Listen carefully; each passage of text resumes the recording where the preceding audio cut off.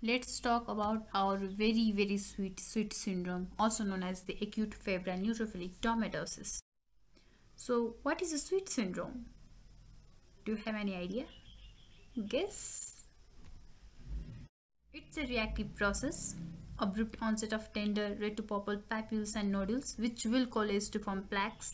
It usually occurs on the upper extremities, face or neck, and is typically accompanied by fever and peripheral neutrophilia. Well, then what about the types of sweet syndrome? Based on the underlying trigger, it can be classic or idiopathic, the most common type occurring in young women after a mild respiratory illness linked to pregnancy, IBD, vaccinations, infections, inflammations.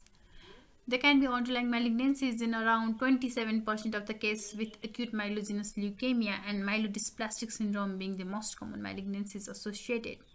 And it can be iatrogenic by use of agents that increase the granulocyte colony stimulating factor and various drugs you can see right in the slide. How will we diagnose? Like, there are many skin conditions. How will we be sure that it's a sweet syndrome? Well, depends upon the type of sweet syndrome we are talking about. In classic or idiopathic sweet syndrome, we have the major and the minor criteria. The major criteria: there must be abrupt onset of tender or painful erythematous plaques or nodules, and there must be predominantly neutrophilic infiltration in the dermis. And in minor criteria, there must be association with underlying disorders, as we discussed previously: elevated temperature, abnormal lab test including the erythrocyte sedimentation rate, C-reactive protein, the segmented nuclear neutrophils with band cell more than 70% in the peripheral blood smear, and leukocytosis, and there must be excellent response to treatment with systemic corticosteroids or potassium iodide.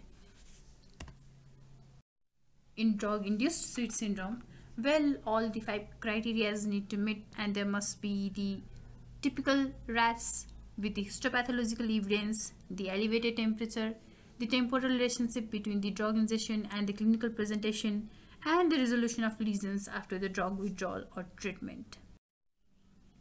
How will we treat the sweet syndrome? The most easiest way is treating the underlying cause. We can also give prednisolone 0.5 to 1 mg per kg per day, and in severe cases we can go up to 2 mg per kg per day in 2 divided doses.